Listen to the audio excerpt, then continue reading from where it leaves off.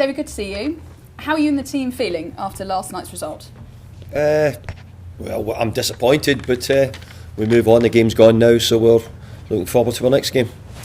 You've spoken about where you need to improve set pieces and taking chances. So how difficult is that second leg going to be next week? Well, I think I just said to you, I think we've moved on quite quickly. We're getting ready for the Arsenal game now, and we'll be quite happy to talk about this game next week. But at the moment, we're considering Arsenal.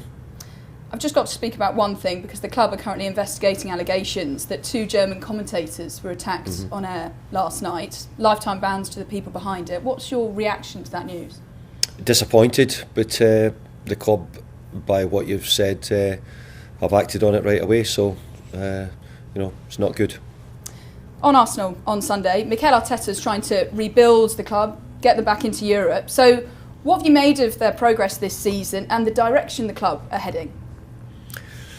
Well, I'm not an expert in Arsenal, but I know a bit about Mikel, and I think he's done a really good job. And I think that were they in the semi-final of the Europa League last year? I think they were, and I think it shows how well they've come and what they've done last year. They've continued to build this year. Probably missing out in European football sometimes has an advantage, that it gives you a chance to sort of concentrate a little bit more on your league. But when you're a big club, you want to be in Europe, and I'm sure Mikel wants his teams to be in Europe. Any updates on team news? No Craig Dawson, but how's Kurt? No, I couldn't give you any updates at the moment because we're waiting on the players arriving in, and we're going to train later on today. As for Issa Diop and Angelo Ogbonna, any further progress with them? Well, Angelo, as I've said many times, is obviously an ACL. He's back, started some running on the grass, which is great news. So, but the chances of being fit for this sometime this season, I'd very much doubt it. Issa's making really good recovery, and there's always an outside chance that Issa could be back before the end of the season. We were worried that we didn't think he would be, but we think that there's a good chance that they maybe could be, but we couldn't confirm that one way or the other at the moment. Thanks, David. Thank you. Hi, David. Good to see you. Hi there. Despite the result yesterday, would you have thought at the beginning of the season that the team would be where they are at the moment domestically in the Premier League and reaching the semi-final in Europe, potentially even making it to the final? Yeah, I did. And in terms of the style of play, what differences you expect from Frankfurt to Arsenal this Sunday? Arsenal have got some incredibly good technical players. They have a very good style of play, and it's different from Frankfurt. But Frankfurt also have a distinctive style, and maybe a little bit more counter-attack style with speed. Arsenal are more of a side that build the play. They've got a really good set pattern, but also it's got a flexibility and quite difficult to look at and understand. But I've seen a bit of Arsenal, and they are a good side, Arsenal. And how much do you think the fatigue will have an impact? You played last night, and Arsenal had more than a week to prepare. That's the fun of being in the European competitions, especially in the later stages when maybe there's much more at stake in the games. So we'll get ourselves ready. We've been quite robust all season, so I'm hoping that we're able to show that again. Thank you. Thank you. David, in terms of central defence, you mentioned last night that Zuma, it might be difficult for him to play 2 games in 3 days. However he is, you've obviously not got Dawson at the weekend.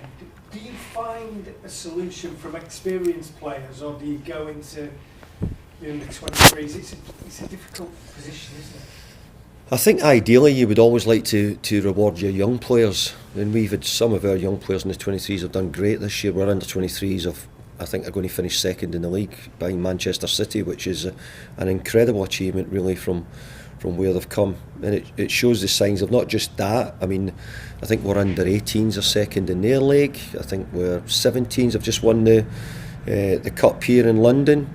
So there's an awful lot of things behind the scenes which are beginning to grow and get better here. But I think when it's the games like Arsenal and the games are so at the level of the players, I think you need to be careful where you put the young players in, because you need to make sure you help your senior players as well, that they've got enough and rely on the players around them.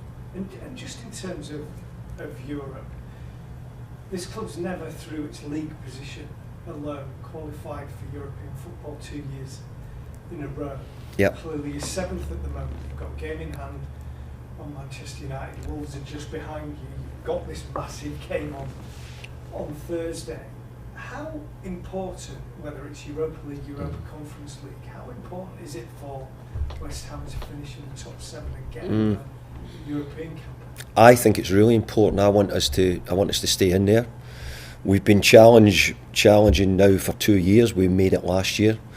We want to try and do it again because we've really enjoyed the journey we've been on with the European games. I think it's lifted the level of the football club all round, and I think another year in Europe would be very, very good. I hope there's more than one more year. I hope there's more years, but overall, no, we want to qualify for Europe, and as always, through your league position shows your consistency throughout the year, shows a level of performances. So we want to keep that up.